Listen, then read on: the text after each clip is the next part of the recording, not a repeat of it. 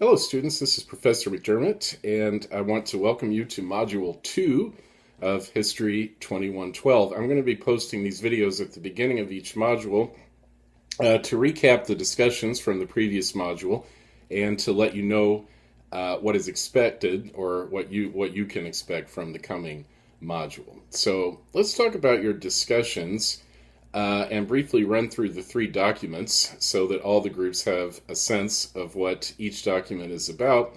Group 1 had a document by Frank Mayer, who was one of the buffalo runners who was responsible for the slaughter of the buffalo in the 1870s on the Great Plains. And when he was very old, in his 90s, he wrote a book about the experience and really how senseless the slaughter of the buffalo was. So he produces a lot of facts and interesting details, really to accuse himself and to talk about how stupid this event really was. Now, you, Group 1, brought out, I think very well, the cause for the extinction of the buffalo, which was the wastefulness of the buffalo hunters.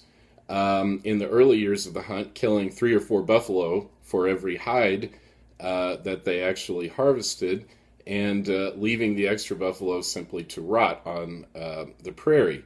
But as you brought out very well, a key factor was that the cows, the female buffalo, were the most prized for the softness of their hides, which were easier to work with. And so the early buffalo runners slaughtered the female buffalo first, which of course had a very devastating effect on the ability of the buffalo to reproduce themselves and resulted in the drastic population loss and near extinction of the American buffalo. And Frank Mayer really brings out the irony of this when he says that we killed the golden goose. In other words, we had this rich treasure at our fingertips, and if we had conserved it, this would have been an ongoing source of profit. But instead, in 7 short years, they slaughtered the buffalo, killing the golden goose and removing all that potential profit. So, very good job, Group 1. Group 2 had a document by Richard Pratt called Kill the Indian and Save the Man. Now, you may recall from the lecture that Richard Pratt was the headmaster of the Carlisle Indian School, one of those Indian schools in the East to which Indian children were sent in an attempt to promote peace between the Indians and the white settlers. Group 2, you talked about how the goal was really to erase the Indians' culture. Rhonda and Kayla, you put it very well. Erase the slate, in a sense. Start over with a blank slate on which American culture could be superimposed on these young Indians so that they could assimilate. Ayante, thank you for your insight on that. Really, the goal was for all Indians to assimilate to American society. And I think Group 2, most of you seem to be quite shocked by this. Why couldn't Americans from the dominant culture simply accept and cherish the cultural uniqueness of the Indians and let that enrich the overall American culture? And I'm sure we all feel that way. To be fair to Pratt, though, Pratt really believed that by killing the Indian in these people, he was going to save the man.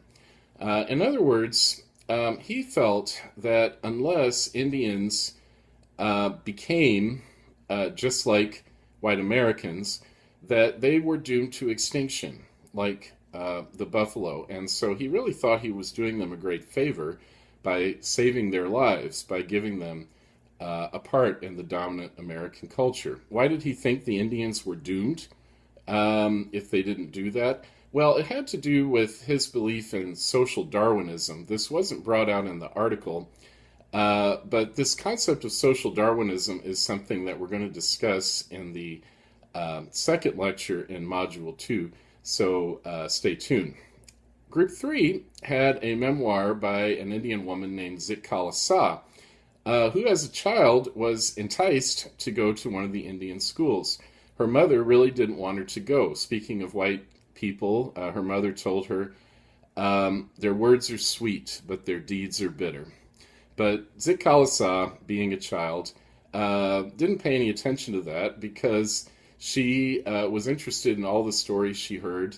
For instance, that you could have as many big red apples as you wanted from the apple trees, which were abundant in the East. And also, she was really looking forward to her first train ride. So, for those reasons, Zit Khalasa finally talked her mom into letting her go to the school in the East, where she had a rude awakening.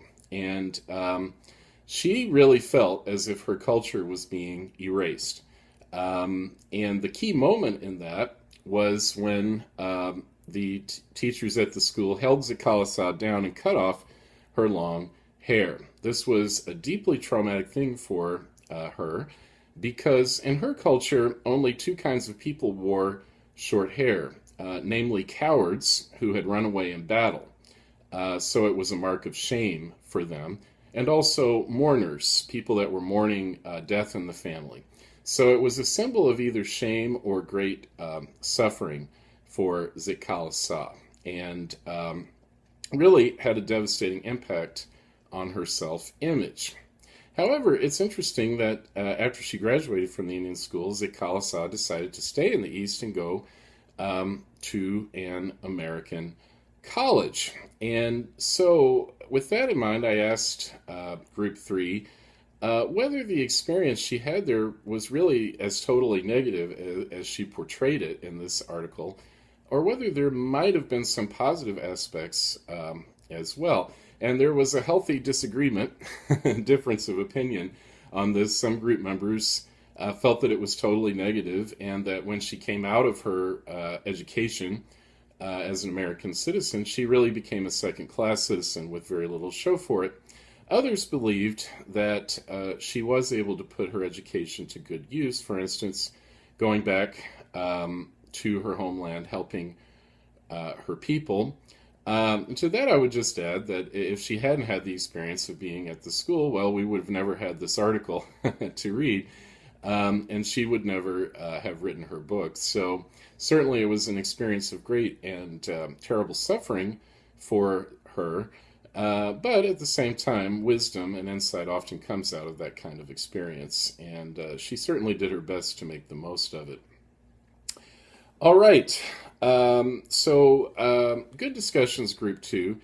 I just want to emphasize that it is okay to agree and disagree when you take your discussions onto the focus thread. Don't be embarrassed to disagree politely with other group members in an attempt to get to the deeper truth of these questions. And especially, please continue the discussion until you've worked through all your points of disagreement and you're ready to come up with a group answer that you can all agree on, incorporating everyone's perspectives. And of course, to help you do that, we have chairs for Module 2 discussions. The chairs will be Rebecca Bowen for Group 1, Demetrium Fields for Group 2, and Kayla Ransom for Group 3. So chairs, as always, your job, first of all, is to help guide the discussion, stir up discussion, keep it moving forward,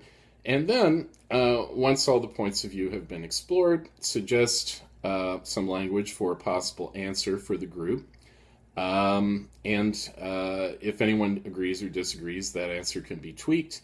And once everyone has agreed, please post the answer on the answer thread, which I have provided for the questions. Okay? All right. Well, moving ahead into Module 2, we're going to be talking about the Gilded Age. This is a very significant period of American history from 1870 to 1900. And we're going to be focusing on issues about farmers and also about workers, organized labor. But we'll also be learning about the mindset of capitalists. These were wealthy business tycoons who were interested in making capital, that is, money. So we'll be giving attention to their viewpoints as well. And so your documents for Module 2, Group 1, you're going to have Samuel Gompers, a labor leader. Group 2, you'll have N.F. Thompson, a capitalist who was